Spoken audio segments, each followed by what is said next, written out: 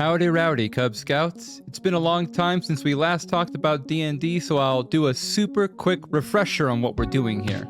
For anyone out there who's wanted to run D&D but doesn't really know how to get started when it comes to making maps and such, I decided to make a little challenge. I'm making a dungeon with 100 floors to demonstrate how you can think about designing encounters and puzzles and themes in the game, and how to make the mechanics and designs work well together.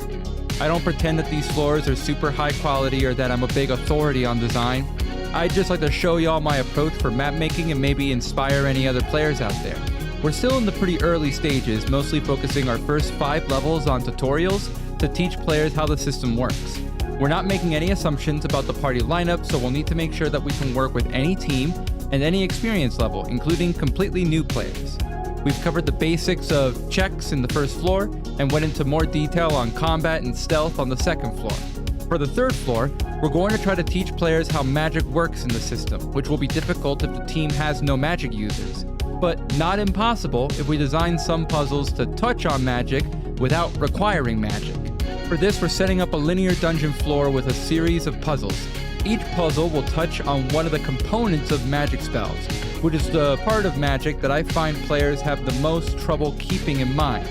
The first step is to give players a way to cast spells even if they have no magic users.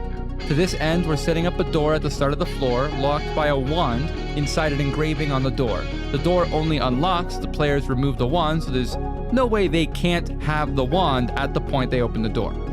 With an identify spell or a solid arcana check, the players will learn that this wand has 6 charges of Firebolt, which is a standard wizard sorcerer cantrip. A few notes about magic items, since we're going to be homebrewing this item. Typically, spellcasting items require attunement by a spellcaster, but we're not going to include that restriction with this wand because we need to make sure that it's usable even if the party has no spellcasters. In addition, this item touches on the rules for attuning an item. If the players found the Ring of Resistance on the previous floor, that item requires attunement, which takes an hour, and players have a limit of 3 attuned items at once. The wand, however, does not require attunement. Finally, to drive home the theme of the dungeon crawl, we're making this wand recharge when exposed to direct sunlight instead of recharging every dawn. This makes the wand very powerful outside the dungeon, effectively having infinite charges during the day, but incredibly limited as the players get deeper into the dungeon, meaning this wand will eventually become very difficult to use, and it guarantees that this wand will eventually be sold or traded off for more viable magic items once you get very, very deep into the dungeon and traveling outside of the dungeon becomes more costly. If your campaign doesn't focus on the dungeon crawl, I'd recommend sticking with a daily recharge instead. The first trial focuses on verbal components. Some spells require the user to quite literally say the magic words for the magic to pop off, and to showcase this, the entire first room is covered in a zone of silence. There is a lever in the center that opens a door on the far end of the room for a split second before closing. Inside the door is a target that releases a key if either an arrow or a firebolt hits it. On the other side is a caged skeleton that shoots any players it sees with a bow that it's holding. As long as the players are in the room, the zone of silence prevents them from talking to or hearing each other. They also cannot cast firebolts from the wand while in that room, as it requires a verbal component. Instead of using standard communications, because they're all silent, players will need to use readied actions to coordinate with each other. Players with a bow can time a shot as another player opens the door, and a savvy player can even shoot a bow or cast firebolt from just outside the room to avoid the zone of silence. With no other option, players can bait the skeleton into shooting at them, hitting the target if the skeleton misses and the door happens to be open. If on the off chance they kill the skeleton and have no other ways to hit the target, a lever hidden in a small compartment will revive the skeleton at will, assuming the bones haven't been completely destroyed. As a note, if you're running this floor for one player, simply make the lever open the door for a full round instead of a split second, so that they have time to fire their own shot or move in order to bait the skeleton to shooting the target. The second trial focuses on somatic components. Some spells require the user to perform a fluid motion with a free hand for the magic to pop off.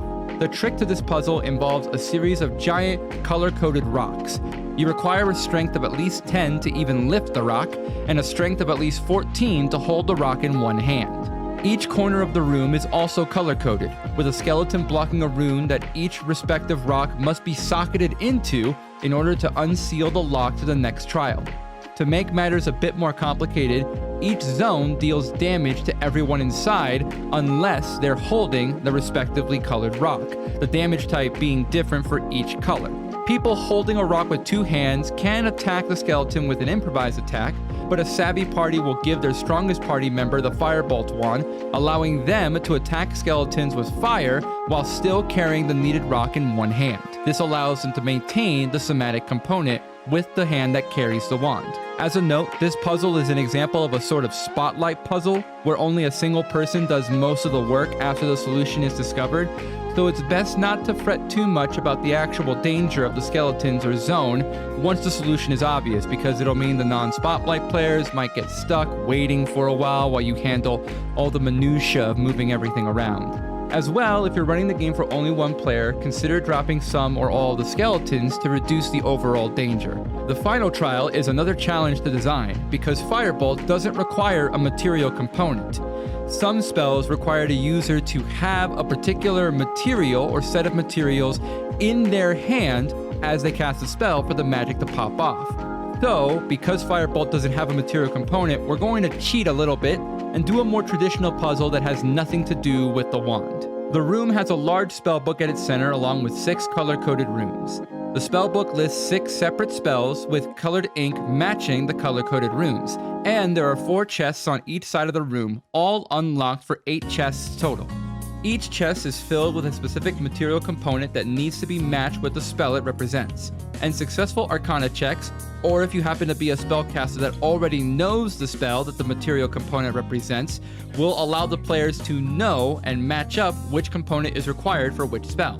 The danger of the room involves the 2 chests that contain pearls and diamonds, which are material components that are particularly valuable.